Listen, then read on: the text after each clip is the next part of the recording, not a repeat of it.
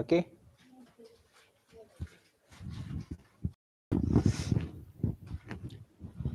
नमस्कार साथियों, जय हिंद। आप सभी का स्वागत है।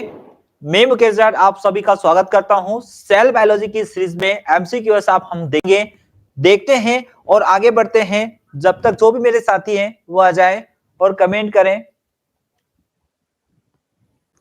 ठीक है, ओके। नमस्कार लवेश जी, नमस्कार, आपको स्वागत है आपका। हाँ बिल्कुल, इंग्लिश में भी आप थोड़ा सा वेट करें बस, है ना। सेल बायोलॉजी जो हम यहां पढ़ रहे हैं उसके बारे में हम देखेंगे। पहला क्वेश्चन हम यहां पर देखते हैं कि क्या हमारा क्वेश्चन होगा और किस प्रकार से हम क्वेश्चन को जवाब देंगे। फटाफट आपको सीरीज में आप ज्वाइन होना है और अपनी तैयारी करना है। देखेंगे सबसे पहला क्वेश्चन क्या है, what is the structure and function unit of cell. यानी function and unit of cell किसको बोला गया है, यहां पर जीवन की रचनात्मक एवं कार्यात्मक इकाई किसको कहा गया है। आपका जवाब आ जाना चाहिए इतनी देर में कि टिश्यू को कहा गया, ऑर्गन को कहा गया, सेल को कहा गया, ऑर्गेनिज्म को कहा गया। तो इस बात का आपको ध्यान रखना है और आगे बढ़ना है। बिल्कुल सही जवाब है, यानी कोशिका की संरचनात्मक और कार्यात्मक इकाई किसको कहा गया है, सेल को कहा गया है। नेक्स्ट क्वेश्चन देखें, who discovered the cell. Cell की खोज किसने की, कोशिका की खोज करने वाले वैज्ञानिक का नाम क्या है। यहां पर जो कोशिका होती है इसकी खोज करने वाले वैज्ञानिक कौन है, रॉबर्ट ब्राउन, रॉबर्ट हुक, स्लीडन और स्वान। दो वैज्ञानिक, तीन वैज्ञानिक यहां पे यानी चार वैज्ञानिक दे रखे हैं। तो अगले का सवाल क्या होगा, कुछ का बी कुछ का सी आ रहा है, बी रॉबर्ट हुक और एक है रॉबर्ट ब्राउन। याद रखना अगर केंद्रक की बात आए तो केंद्रक की खोज करने वाले वैज्ञानिक कौन है, रॉबर्ट ब्राउन है। कौन है, रॉबर्ट ब्राउन है। लेकिन यहां पर रॉबर्ट हुक है, इन्होंने किसकी खोज की, कोशिका की या सेल की खोज की थी। किसकी खोज की, सेल की खोज की। लेकिन हमारे दो वैज्ञानिक है, स्लीडन और स्वान, जिसको हम बोलते हैं, क्या बोलते हैं, स्लीडन और स्वान। इन्होंने तो क्या किया था, दोनों ने कोशिका सिद्धांत दिया था। क्या दिया था, कोशिका सिद्धांत दिया था, सेल थ्योरी दी थी। लेकिन आर्यों में क्वेश्चन पूछ लिया था कि आधुनिक कोशिका सिद्धांत देने वाले वैज्ञानिक का नाम क्या है। मैं यहीं पे बताता जाता हूं, आप क्वेश्चन को बताना है। क्या बताना है, आधुनिक कोशिका विज्ञान, आधुनिक कोशिका सिद्धांत को देने वाले कौन है। आप जब तक कमेंट करें मैं अगला क्वेश्चन बताता हूं कि आधुनिक कोशिका विज्ञान यानी आधुनिक कोशिका सिद्धांत देने वाले वैज्ञानिक का नाम क्या है। आप सोचकर मुझे कमेंट करें, मैं इसका उत्तर बताता हूं। जब तक नेक्स्ट क्वेश्चन लेते हैं, which organ is known as the power house of the cell. कोशिका का पावर हाउस किसे कहा गया है, कोशिका का पावर हाउस किसे कहा गया है, यह हम यहां पर देखेंगे। जल्दी जवाब दें आपको इसमें। कोशिका का पावर हाउस सी बिल्कुल सही है। किसको कहा गया है, माइटोकॉन्ड्रिया को कहा गया है। क्योंकि हमें यह बताना है कि यहां इसको क्या बोलते हैं, इसको तो हम बोलते हैं कंट्रोल यूनिट। क्या बोलते हैं, कंट्रोल यूनिट इसको हमने बोला है। राइबोसोम जो होता है इसका काम क्या है, बिल्कुल सही है, सी जवाब। लेकिन हम चारों ऑप्शन पे काम करें तो ज्यादा अच्छा है, हमको सबका याद होना चाहिए। राइबोसोम आया, इसे क्या बोलते हैं, प्रोटीन की फैक्ट्री। क्या बोला है, प्रोटीन की फैक्ट्री के नाम से इसको बोला गया है। माइटोकॉन्ड्रिया को बोला है कोशिका का पावर हाउस। और गाल्जी का जो होता है ये किसी पदार्थ को एक जगह से दूसरी जगह ले जाने का कार्य करता है। ठीक है, नेक्स्ट क्वेश्चन देखें, which of the following is the prokaryotic cell. यानी निम्नलिखित में से कौन सी एक प्रोकैरियोटिक कोशिका है, पौधों की कोशिका, पशुओं की कोशिका, बैक्टीरिया की कोशिका या कवक यानी फंगस। यहां पर क्या जवाब होगा, चौथे नंबर के क्वेश्चन का जवाब क्या होगा, जवाब दें जरा फटाफट, जवाब दें। सी बता रहे हैं, सी बैक्टीरिया। क्यों कवक नहीं हो सकता, बड़ा कंफ्यूजन करेगा ये। याद रखना कि कवक की कोशिका जो होती है यहां किस में चली जाएगी, प्रोकैरियोटिक में चली जाएगी।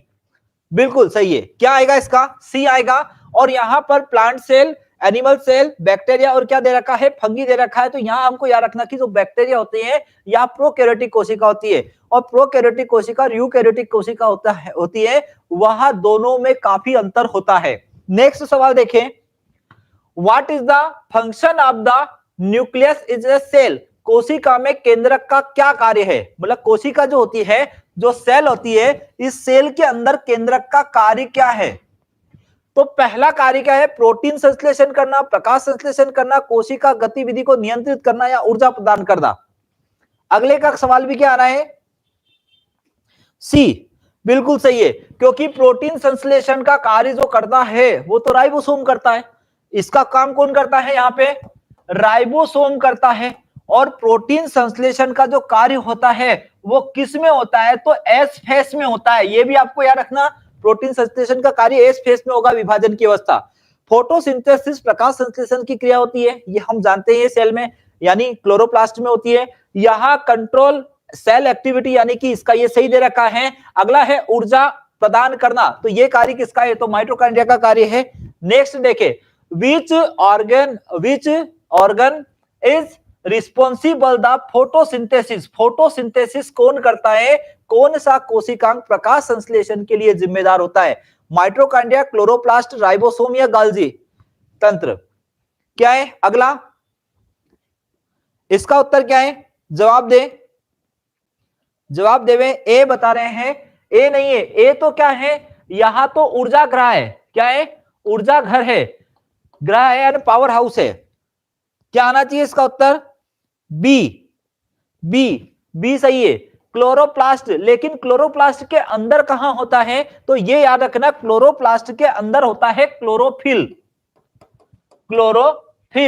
लेकिन यहां आपको मैंने सीरियल पढ़ाया है क्लास में, क्लोरोप्लास्ट आता है, क्लोरोप्लास्ट के अंदर क्या आता है? ग्रेना आते हैं, थाइलेकाइट आता है, थाइलेकाइट को इसकी इकाई माना गया है। और उसके अंदर फिर कौन आते हैं? क्लोरोफिल के अणु आते हैं। ठीक है, राइबोसोम प्रोटीन फैक्ट्री दे रखा है। इसके बाद नेक्स्ट देखेंगे, यानी इसका उत्तर क्या होगा? यहां पर क्लोरोप्लास्ट होगा। नेक्स्ट क्वेश्चन, कोशिका की अर्ध पारगम्य झिल्ली को हम क्या कहते हैं? यदि कोई सेल है और उसकी अर्ध पारगम्य झिल्ली है जिससे ऑस्मोसिस की प्रोसेस होती है। किसकी प्रोसेस होती है? यहां सेमीपर्मल से क्या होता है? ऑस्मोसिस यहां होता है। तो यहां कौन कहलाता है? ये आप बताएं, है ना? बताएं जल्दी, फटाफट जवाब दें, इसमें कौन आएगा?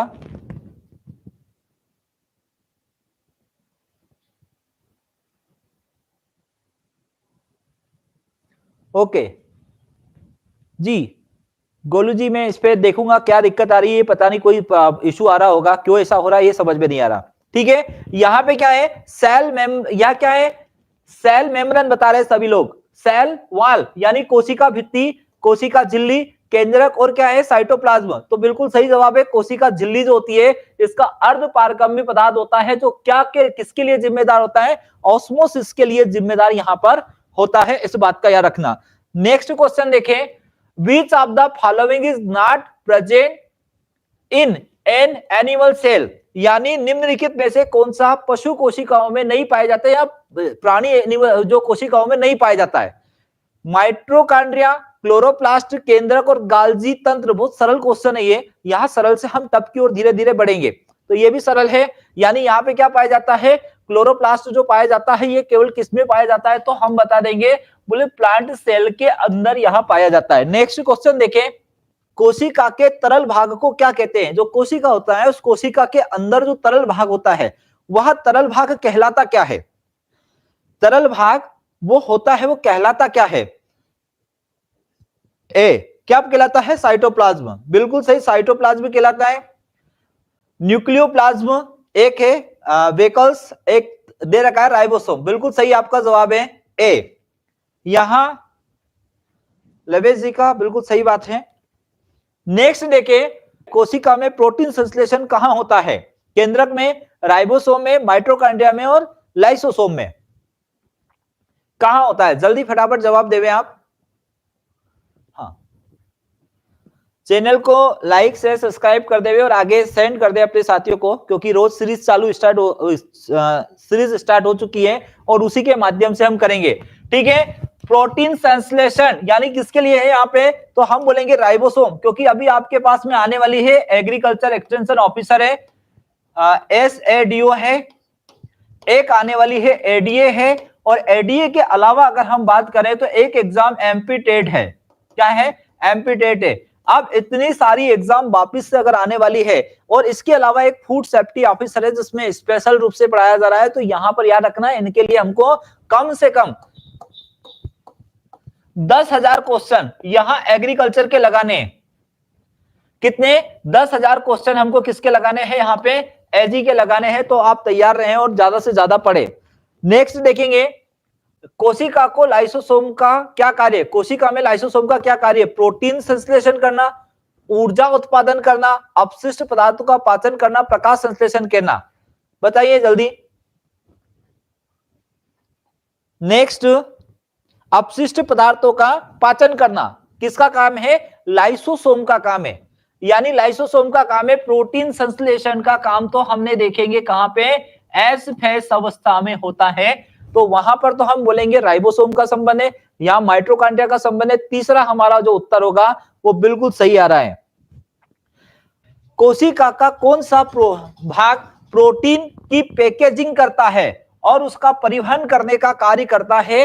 राइबोसोम, गाल्जी तंत्र, इसके बाद में एंडोप्लाज्मिक रेटिकुलम, और यहां पर एक आया है लाइसोसोम। बताएं जल्दी फटाफट इसका जवाब क्या आएगा? इसका जवाब दें, जो सवाल है इसका जवाब देवें कि क्या इसका उत्तर होगा। ए नहीं, ए काफी लोग ए भी बता रहे हैं, बी भी बता रहे हैं। हमने यहां सीधा सा बोला है कोशिका का कौन सा भाग है जो प्रोटीन की पैकेजिंग करता है और उसको परिवहन करवाने का कार्य करता है। बी आपका उत्तर सही होगा। बिल्कुल, गाल्जी बॉडी, इसको हम गाल्जी तंत्र बोलेंगे या गोल्जी बॉडी के नाम से जाने जाते हैं। क्या है? गाल्जी तंत्र या गोल्जी बॉडी के नाम से इसको हम जानते हैं। और ये क्या करता है? एक किसी भी पदार्थ को एक जगह से दूसरी जगह ले जाने का कार्य करता है। ये इस प्रकार की कोशिकाएं होती है, इस प्रकार के तंत्र होते हैं जिसका हम बोलते हैं गाल्जिकाएं, यानी एंडोप्लाज्मिक रेटिकुलम के समकक्ष यह होते हैं। किसके? एंडोप्लाज्मिक रेटिकुलम के समकक्ष होते हैं। तो बिल्कुल कौन सा सही सवाल आया यहाँ पे? गाल्जी। नेक्स्ट देखें, what is the basis difference between prokaryotic and eukaryotic cell? Prokaryotic और यूकैरियोटिक कोशिका के बीच मूलभूत अंतर कौन सा है? सबसे पहला है केंद्रक की उपस्थिति, कोशिका का आकार, कोशिका भित्ति की उपस्थिति, प्रजनन का तरीका। तो कौन सा बेसिक अंतर होता है? कौन सा बेसिक अंतर होता है? इसका जवाब देवे जल्दी, इसका जवाब देवे। ए आर के देवले ए, संतोष जी बता रहे हैं सी। ए अलग अलग नाम आ रहे हैं, अलग अलग उत्तर आना है। बताएं जल्दी। सी नहीं, सी नहीं है। आप देखें, आप प्रोकैरियोटिक कोशिका और यूकैरियोटिक कोशिका होती है, जो सेल होती है उस सेल के अंदर डिफरेंट क्या आता है?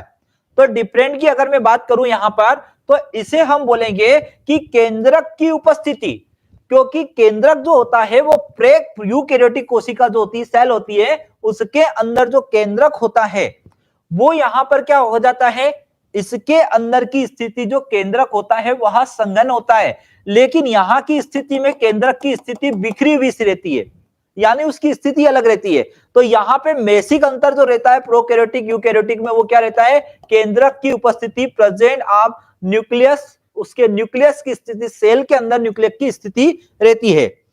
नेक्स्ट देखें, what are the chromosome made of? Chromosome किससे बने होते हैं? प्रोटीन के, डीएनए के, आरएनए के, प्रोटीन के, लिपिड्स एंड डीएनए के, और यहां पर कार्बोहाइड्रेट और प्रोटीन्स के। बहुत अच्छा क्वेश्चन है, यहां पे बहुत अच्छा क्वेश्चन है।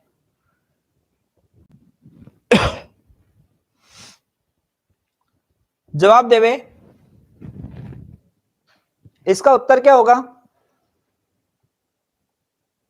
ए बता रहे हैं, प्रोटीन और डीएनए। बिल्कुल सही, प्रोटीन और डीएनए इसका क्या होगा? उत्तर होगा। लेकिन मैं आपको यहां एक ट्रिक बताने जा रहा हूं, एक ट्रिक बताने जा रहा हूं कि जो डीएनए होता है डबल हेलिक्स मॉडल होता है। इस डबल हेलिक्स मॉडल में क्या दिया गया है ये हम देखेंगे। जब ये डबल हेलिक्स मॉडल की हम कल्पना करते हैं तो इसमें एक चीज आती है जिसको आपको मुझे बताना है।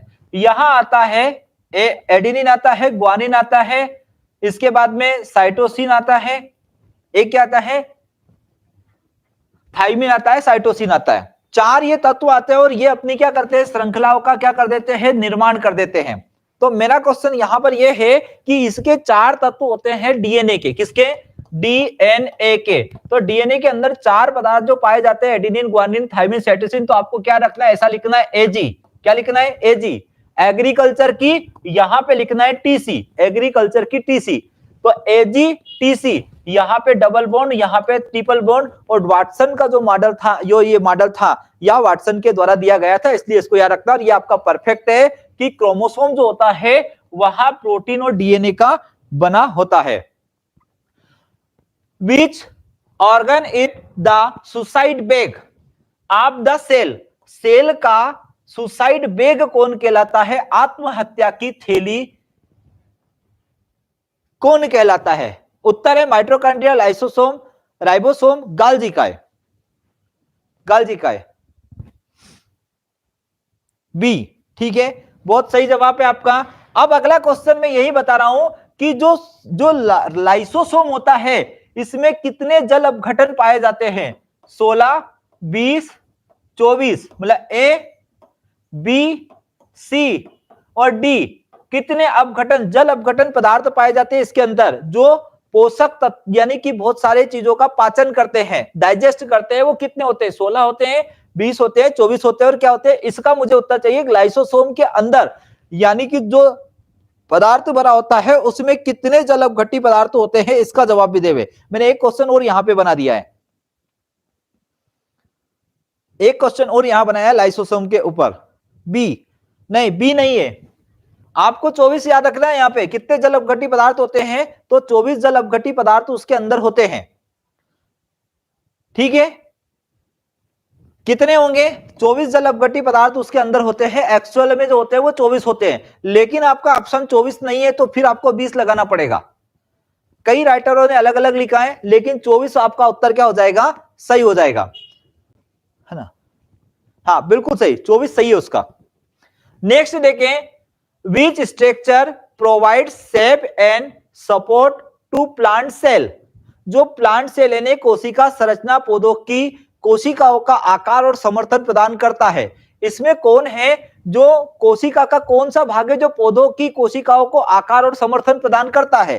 सेल मेम्ब्रेन कहलाता है, सेल वॉल कहलाता है, साइटोप्लाज्म कहलाता है, न्यूक्लियस कहलाता है। यानी कहने का मतलब which structure provide shape and support to plant cell कौन कहलाता है? नहीं, बी और डी उत्तर आ रहे हैं, बी और डी, बी, डी। ठीक है, देखो यहां पे, यानी कोशिका झिल्ली नहीं होगी। हमने प्लांट सेल की बात की है, किसकी बात की है, प्लांट सेल की बात की है। तो यहां पे कौन आएगा, कोशिका भित्ति। इसको क्या आकार और इसको समर्थन प्रदान करती है, यानी कि उसको बनाए रखने के काम में आती है। तो इसका उत्तर क्या होगा, cell wall. Where are the ribosome found in the cell? Ribosome, कोशिका में राइबोसोम कहां पाया जाता है? केवल साइटोप्लाज्म में, केवल केंद्रक झिल्ली पर, रफ एंडोप्लाज्मिक रेटिकुलम या साइटोप्लाज्म पे, या गाल्जी तंत्र में पाए जाते हैं? इसका आप उत्तर बताएं, एग्जैक्ट उत्तर कि यहां कहां पाए जाते हैं। सी, सी ऑप्शन आ रहा है सभी का, बिल्कुल सही ऑप्शन है। यानी आपको क्या बताना है कि एंडोप्लाज्मिक रेटिकुलम, यानी जो ईआर होता है, एक तो ईआर पर होते हैं और ईआर में भी कौन से हैं, यहां पे रफ ईआर है। कौन से हैं, रफ ईआर है, यानी कि कौन से हैं, रफ वाले एंडोप्लाज्मिक रेटिकुलम उस पर पाए जाते हैं, स्मूथ वाले पे नहीं, रफ वाले पे। और साइटोप्लाज्म में भी पाए जाते हैं। कहां पे पाए जाते हैं, साइटोप्लाज्म में भी यहां पाए जाते हैं। नहीं, साइटोप्लाज्म के अंदर ही तो ये आता है, इसलिए इसका ऑप्शन क्या बन जाएगा यहां पे, सी वाला। केंद्रक केवल साइटोप्लाज्म में तो नहीं, केवल साइटोप्लाज्म में नहीं होते, क्योंकि एंडोप्लाज्मिक रेटिकुलम पर भी वह होते हैं। सोमेटिक कोशिका में कौन सा प्रकार का कोशिका विभाजन पाया जाता है? किसकी बात कर रहे हैं हम, सोमेटिक सेल की बात कर रहे हैं। इसमें किस प्रकार का विभाजन पाया जाता है? पहला है माइटोसिस, अगला है मियोसिस। तो कंफ्यूजन दूर कर दूं, इसको हम बोलते हैं समसूत्री और इसको हम बोलते हैं अर्धसूत्री। इसको हम बोलते हैं द्विखंडन टाइप का होता है ना, बाइनरी फ्यूजन होता है। तो आप बताएं कौन सा इसका उत्तर होगा। सी दे रहे हैं एक तो संतोष खन्ना जी, तो बी भी दे रहे, सी भी दे रहे। किसमें होता है? सोमेटिक सेल में कोशिका का किस प्रकार का विभाजन पाया जाता है? मैक्सिमम लोगों का जवाब सही है, जिनका ए है उनका जवाब सही है। यहां माइटोसिस समसूत्री, सोमेटिक की बोला है हमने, यानी कि सोमेटिक सेल होती है उसमें क्या पाया जाता है? समसूत्री प्रकार का पाया जाता है। लेकिन यदि प्रजनन की क्रिया के दौरान यदि बीज का निर्माण होता है तो वहां अर्धसूत्री कोशिकाओं में विभाजन होता है और युग्म का निर्माण करते हैं। अब देखें, which phase of the cell cycle is the longest, कोशिका चक्र का सबसे लंबा चरण कौन सा है? सबसे लंबा चरण कौन सा है बताएं? M phase, G1 phase, S phase या इंटरफेस, कौन सा सबसे लंबा इसकी अवस्था पाई जाती है? सबसे लंबी अवस्था कौन सी पाई जाती है? डी वाला ऑप्शन बता रहे हैं, डी वाला, डी वाला, डी वाला, डी वाला, डी वाला, ए वाला, ए वाला नहीं है, नहीं, ए वाला, डी वाला। कोशिका के अंदर जल्दी जवाब दे, जवाब संतुष्ट नहीं आ रहे हैं, मतलब कि जवाब लगभग के जवाब थोड़े से मिस हो रहे हैं। हाँ बिल्कुल, डी। क्या आएगा? डी।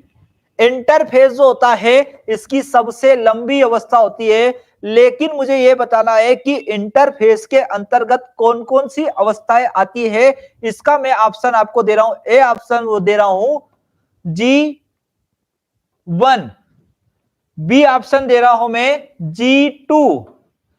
इंटरफेस में कौन शामिल नहीं है?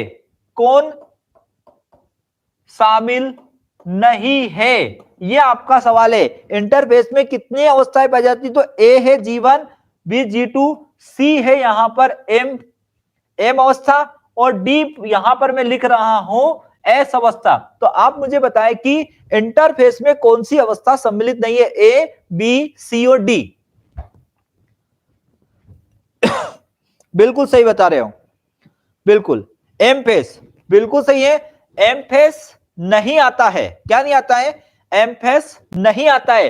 अब अगला क्वेश्चन यहीं पर मैं एक और बना रहा हूं, इसका भी मुझे जवाब दे दें आप। बिल्कुल सही है, एम फेस नहीं आता है, यानी इंटरफेस जो होता है इंटरफेस के अंतर्गत आता है G1, S और G2, 2-3 अवस्था यहां के अंतर्गत आती है। लेकिन मैं ये पूछना चाहता हूं, एम फेस के केंद्रक विभाजन में क्या है? न्यूक्लियस विभाजक में कितने फेस आते हैं? तो मैं यहां पर एक ट्रिक बता रहा हूं।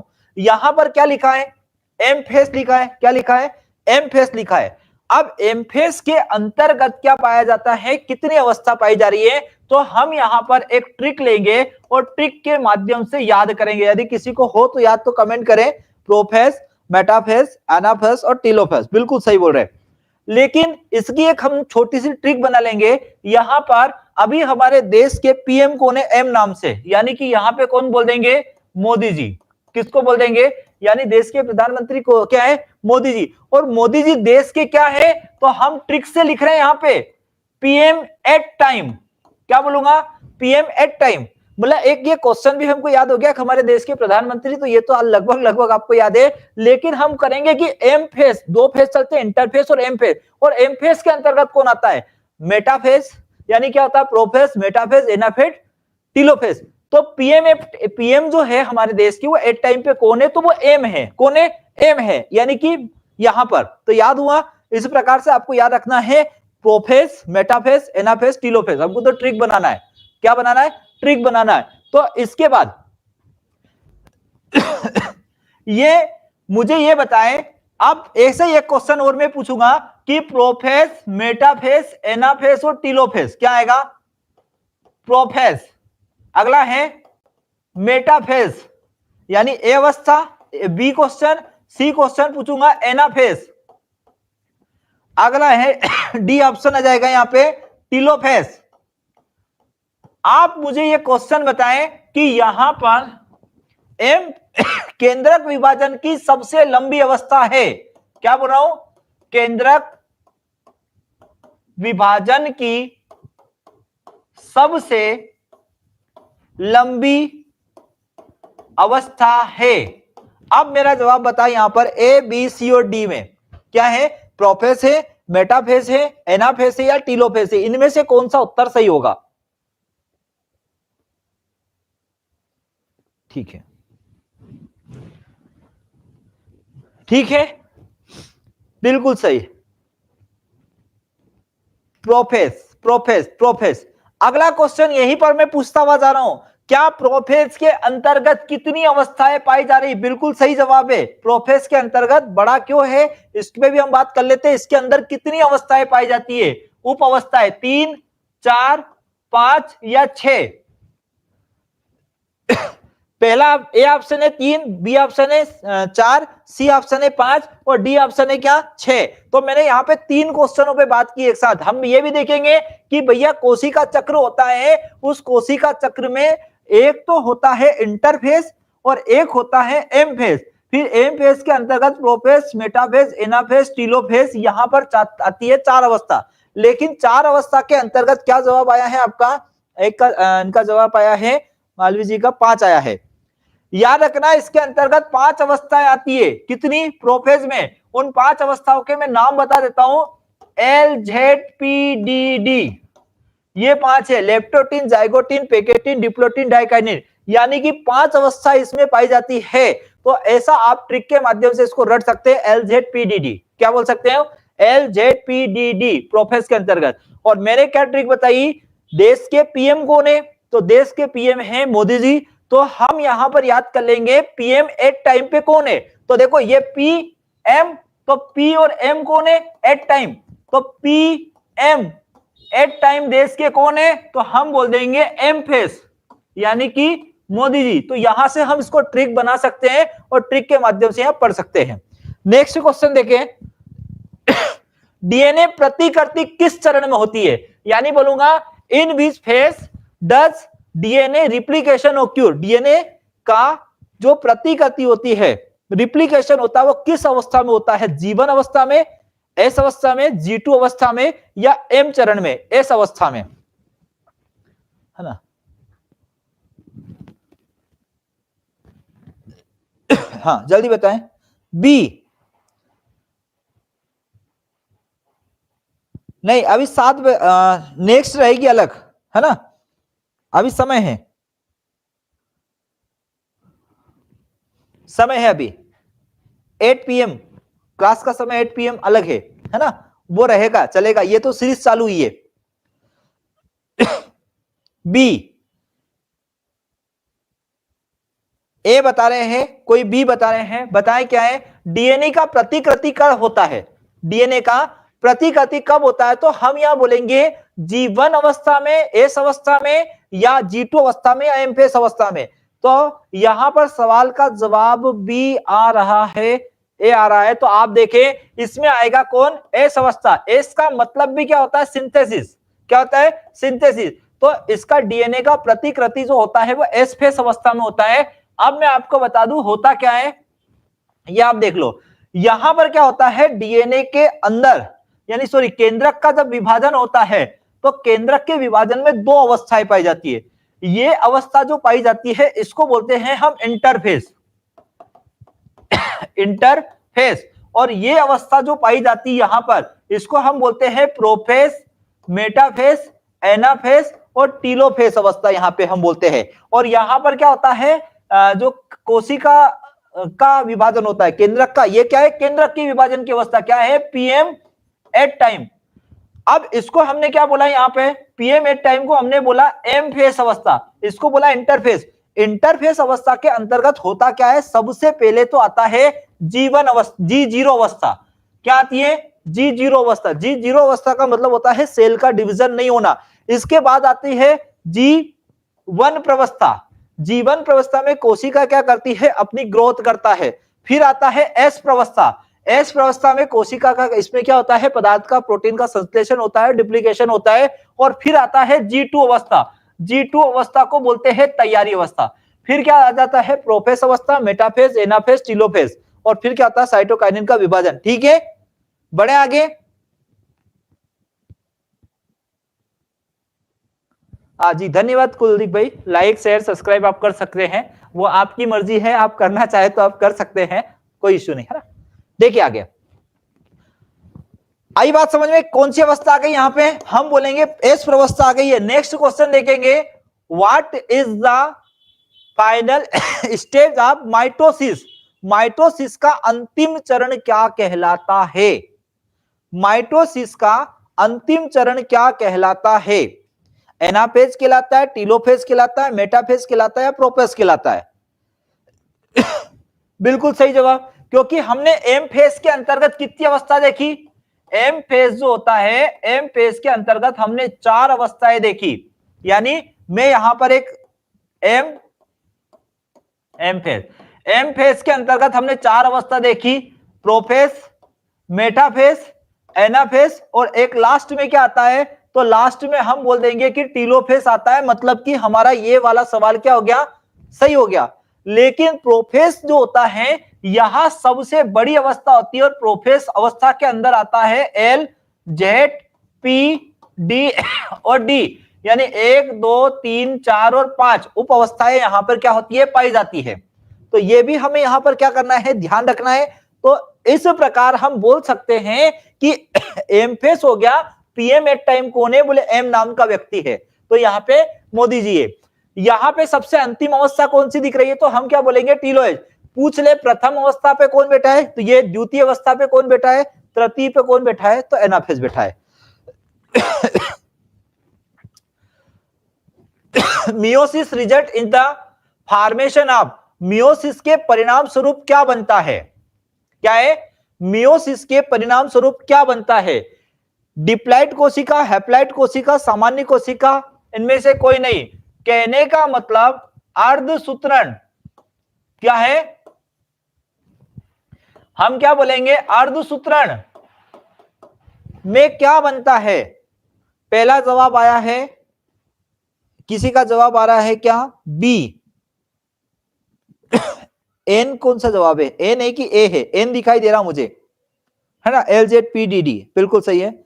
जवाब दे इसका क्या आएगा, मियोसिस के परिणाम स्वरूप क्या बनता है, तो मियोसिस के परिणाम स्वरूप बनता है डिप्लॉइड कोशिका बनती है, हैप्लॉइड कोशिकाएं बनती है या सामान्य कोशिकाएं बनती है। तो यहाँ पे उत्तर क्या होगा हमारा, हैप्लॉइड कोशिका बनती है, मतलब कि एक तो होती है 2N और एक होती है N। तो हम बोल सकते हैं कि अर्धसूत्रण के दौरान हैप्लॉइड कोशिकाएं बनती है, इसीलिए क्या होता है, अर्धसूत्री मियोसिस जो होता है उसका चक्र 2 बार चलता है, इसलिए वो वहां पे साइकिल में क्या N और N 2N बनती है। लेकिन यहां पे हमको याद करना है हैप्लॉइड कोशिकाओं का निर्माण होता है। What is the purpose of meiosis, उसका पर्पस क्या, उद्देश्य क्या है, मियोसिस का उद्देश्य क्या है, वृद्धि और मरम्मत करना, युग्मक का निर्माण करना, ऊर्जा उत्पादन करना, डीएनए प्रतिकृति करना। यानी हम जो मियोसिस होता है, यानी उसका पर्पस क्या है, उसका उद्देश्य क्या है, मियोसिस का क्या है, मियोसिस का उद्देश्य क्या है, कमेंट करें जल्दी फटाफट। यहां मियोसिस का उद्देश्य क्या है, क्या वृद्धि और मरम्मत करना होता है, क्या युग्मक का निर्माण करना होता है, गैमेट्स बनाना होता है, या ऊर्जा उत्पादन करना होता है, या डीएनए प्रतिकृति करना होता है। तो यहां अपने को याद रखना कि ये जो पहला दे रखा है वृद्धि और मरम्मत, ये वृद्धि का काम तो G0 अवस्था का है, ठीक है। यहां इसके बाद में डीएनए की प्रतिकृति करना किसका काम है, S अवस्था का काम है। यहां ऊर्जा उत्पादन करने का मतलब है तैयारी अवस्था जिसको हम बोलते हैं, तो यहां सॉरी G1 है ये, है ना, और ये G2 अवस्था में चला जाएगा।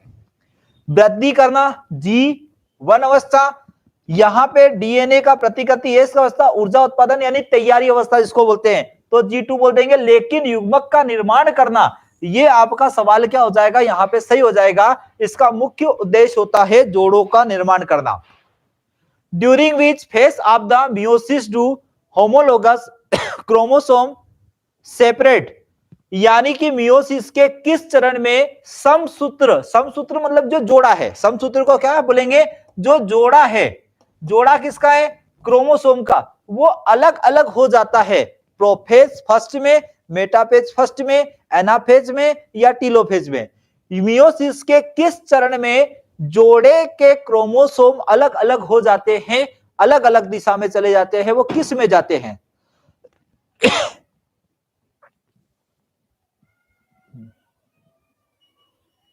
जवाब सी दे रहे हैं, बी दे रहे हैं, जवाब आप क्लियर करें। सी दे रहे हैं। इस बार आप बहुत ज्यादा मिस हो गए, किसी का भी जो है वो उत्तर सही नहीं आ रहा है। हमने बोला भाई क्रोमोसोम अलग अलग हो जाते हैं। अरे अलग अलग हो जाने का मतलब क्या है? आप भूल गए कि जो प्रोफेस है, ये प्रोफेस को हमने क्या बोला? ये तो हमने बोला PM8 टाइम। ये हमने बताया था कि भाई, मैंने बताया था कि जो एम्फेस होता है, इस एम्फेस के अंतर्गत सबसे पहले पी, प्रोफेस, मेटाफेस, एनाफेस और टीलोफेस, ये मैंने ट्रिक बताई कि PM8 टाइम पे कौन है, तो बोले मोदी जी है। ये तो हमारी सामान्य ट्रिक हो गई। फिर मैंने इसके बाद बताया था LZPDD, ये अलग अलग विभाग बांट रखे। अब इन अलग अलग विभागों में क्या है आपको याद रखना है। क्रोमोसोम बोला उसने, मियोसिस के किस चरण में समसूत्र क्रोमोसोम अलग हो जाते हैं? प्रोफेज अवस्था में होते हैं। आपका सवाल जवाब गलत है, प्रोफेज अवस्था में होता है ऐसा, क्योंकि प्रोफेज अवस्था में तो होता है सारा काम।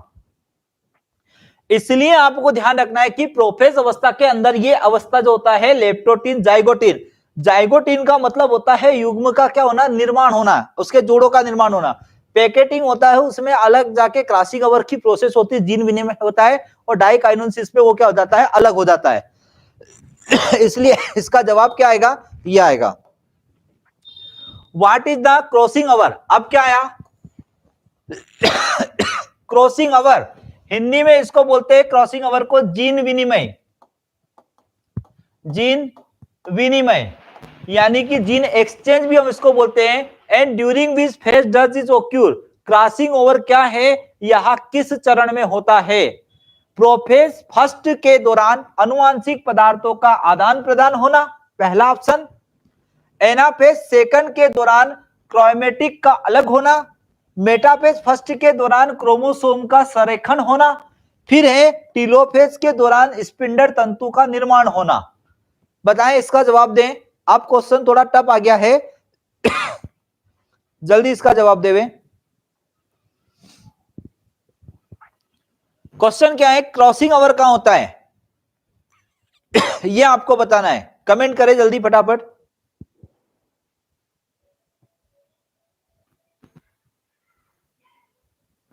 क्रॉसिंग ओवर कहां होता है? जल्दी आप फटाफट जवाब देवें।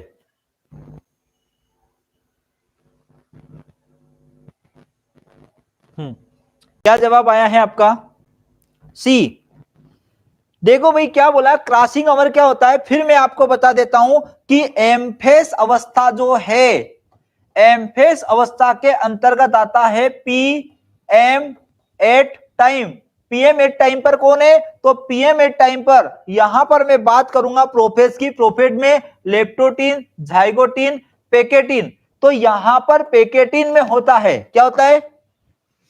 प्रेकेटिन में होता है। तो प्रेकेटिन में क्या होता है? क्रॉसिंग ओवर होता है। तो हम यहां बोल देंगे कि जो प्रेकेटिंग अवस्था है, इस प्रेकेटिंग अवस्था में क्या क्रॉसिंग ओवर की प्रोसेस होती है? किसकी प्रोसेस होती है? क्रॉसिंग ओवर की। तो क्रॉसिंग ओवर जब इसमें प्रोफेस में हुआ, तो प्रोफेस का किसमें? एम फेस में आया, तो हम बोलेंगे प्रोफेस फर्स्ट के दौरान अनुवांशिक पदार्थों का क्या हो रहा है? आदान प्रदान हो रहा है, एक्सचेंज हो रहा है। तो यही तो बताया क्रॉसिंग ओवर यानी जीन विनिमय, एक्सचेंज। तो यहां पर आपने इतना सा भी अर्थ निकाल लिया कि क्रॉसिंग ओवर जो होता है, इस क्रॉसिंग ओवर को हम बोलते हैं जीन एक्सचेंज। क्या बोलेंगे? जीन एक्सचेंज, ये इसका अर्थ ही होता है। इसी का अर्थ यहां समझ में आ रहा है। तो 4 ऑप्शन में पकड़ में आ रहा है यहां पे कि एक्सचेंज ऑफ जेनेटिक, जेनेटिक मतलब gene, material during the prophase first. तो प्रोफेज फर्स्ट में ये होता है। किसमें होता है? प्रोफेज फर्स्ट में यहां होता है। ठीक है, समझ में आया? अगला क्वेश्चन देखिए। माइटोकॉन्ड्रिया को कोशिका का पावर हाउस कहा जाता है क्योंकि यहां प्रोटीन का उत्पादन करते हैं, यहां एटीपी के रूप में ऊर्जा का उत्पादन करते हैं, या अनुवांशिक सामग्री का संग्रहण करते हैं, या कोशिका विभाजन में मदद करते हैं। तो अब ये दो तो हमारे कट चुके हैं कि यहां पे जवाब नहीं है हमारा। क्या नहीं है?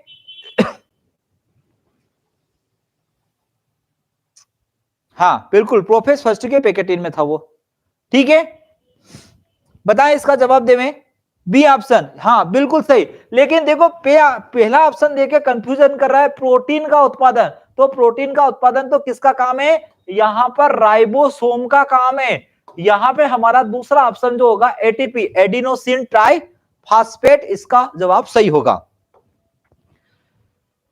बीच process take place is mitochondria, mitochondria में कौन सी प्रक्रिया होती है, माइटोकॉन्ड्रिया के अंदर कौन सी प्रक्रिया होती है, प्रकाश संश्लेषण, कोशिका श्वसन, प्रोटीन संश्लेषण या उत्सर्जन। तो सिंपल सा सवाल है, सिंपल सा जवाब यहां पर आ रहा है। ठीक है, क्या जवाब होगा इसका, जवाब देवे बिल्कुल। क्या आएगा यहाँ पे, कोशिका श्वसन होता है, रेस्पिरेशन होता है। कौन सा रेस्पिरेशन होता है, श्वसन, सेलुलर रेस्पिरेशन यहाँ पे पाया जाता है। Mitochondria have their ones, mitochondria का अपना होता है, माइटोकॉन्ड्रिया स्वयं के पास अपन क्या रखता है, माइटोकॉन्ड्रिया अपने आप के पास क्या रखता है। अगर इसकी मैं बात करूं यहाँ पे, तो पहला है डीएनए और राइबोसोम। क्या वो डीएनए राइबोसोम रखता है, क्या वो कोशिका झिल्ली रखता है, क्या वह क्लोरोफिल रखता है, या फिर वो गाल्जी तंत्र रखता है। तो कोशिका अपना खुद का, जो माइटोकॉन्ड्रिया है वह अपना खुद का क्या रखता है, क्या ऑप्शन हो सकता है आपका, दीपचंद जी मेरा ए लवेश मालवी जी क्या बता रहे हैं, बी। नहीं लवेश, आप थोड़ा सा मिस हो गए इस बार। क्या आएगा, ए आएगा, क्या आएगा, ए आएगा। भाई माइटोकॉन्ड्रिया स्वयं अपना डीएनए और राइबोसोम रखता है, ये डिफरेंट है, इसीलिए तो क्वेश्चन पूछा है। डीएनए अलग होता, यानी यहां पे क्या बोला, डीएनए अलग जगह भी होता है, लेकिन डीएनए यहां भी रखता है, ये भी रखता है, राइबोसोम भी रखता है और डीएनए।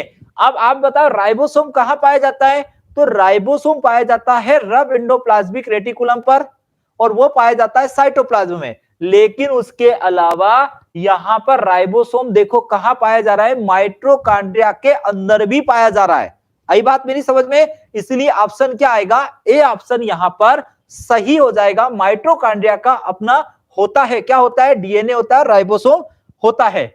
नेक्स्ट है माइटोकॉन्ड्रिया की आंतरिक झिल्ली में तह वाली संरचना को क्या कहते हैं, मतलब मैं माइटोकॉन्ड्रिया आपको बता देता हूं कि ये माइटोकॉन्ड्रिया है, ये माइटोकॉन्ड्रिया है। तो इसमें ये जो संरचना पाई जा रही है, संरचना के विषय में पूछ रहा है कि ये अंदर की तरफ जो घूमी हुई संरचना है, ये संरचना क्या कहलाती है, क्रिस्टी कहलाती है, इसको हम क्रिस्टे या क्रिस्टी कहते हैं। थाइलेकाइट कहलाती है, इसके बाद में ग्रेना कहलाती है, इसको हम क्या बोलेंगे, ग्रेना, या कहलाती है वेसिकल्स कहलाती है। क्या आपका जवाब है, ये भी देख, क्रिस्टी बिल्कुल। याद रखना, जो उंगली के समान, देखो कैसे दिख रही है, उंगली के समान जो संरचना घूमी हुई है, इसे हम बोलते हैं क्रिस्टी। क्या बोलते हैं, क्रिस्टी के नाम से इसको जाना जाता है। लास्ट क्वेश्चन हमारा आज का, आज के सेशन का लास्ट क्वेश्चन है हमारा, क्या है, माइटोकॉन्ड्रिया में एटीपी संश्लेषण में कौन सा एंजाइम भाग लेता है, शामिल होता है। तो उस एंजाइम का आपको नाम बताना है कि कौन सा एंजाइम भाग लेता है। बड़ा जबरदस्त क्वेश्चन है, कौन सा एंजाइम भाग लेता है माइटोकॉन्ड्रिया में एटीपी संश्लेषण में, कौन सा एंजाइम यहां भाग लेता है। Which enzyme is involved in ATP synthesis is the mitochondria. यहां पे है एटीपेस, डीएनए पॉलीमर, या होता है रूबिको, या होता है अमाइलेज। उत्तर दें अपना,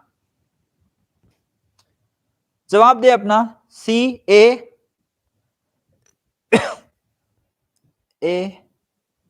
बिल्कुल सही है ना। ठीक है, आपका जवाब सही है, आप याद रख लेना, इसको नोट डाउन भी कर लेना। यहां एटीपेस करके एक एंजाइम आता है जो यहां पर कार्य करता है। माइटोकॉन्ड्रिया में एटीपी संश्लेषण में एंजाइम एटीपेस जो है वह काम करता है, एटीपेस जिसको हम बोलते हैं, यह कार्य करता है। ठीक है, उम्मीद करता हूं कि आपको सेशन समझ में आया होगा। आज के सेशन में 30 क्वेश्चन ही थे, और आगे की सीरीज में हम रोज मिलेंगे 7 PM को। इसी के साथ आप चैनल को लाइक से सब्सक्राइब कीजिएगा और मेरा हौसला बढ़ाइएगा। इसी तरह हम माइटोकॉन्ड्रिया या माइटोकॉन्ड्रिया के आगे जो भी सेल बायोलॉजी में और यूनिट जो भी टॉपिक बचे हुए हैं, तो उस पर हम बात करेंगे। जैसे गोल्जी बॉडी बचा है, केंद्रक बचा हुआ है, केंद्रिका बची हुई है, और अगर हम देखें तो सेल डिवीजन बचा है, उन पे हम बात करेंगे। ठीक है, तो इसी के साथ आगे हम बढ़ेंगे, और आज की क्लास को मैं यही विराम दूंगा। आप सभी का बहुत बहुत धन्यवाद। जय हिंद, जय भारत।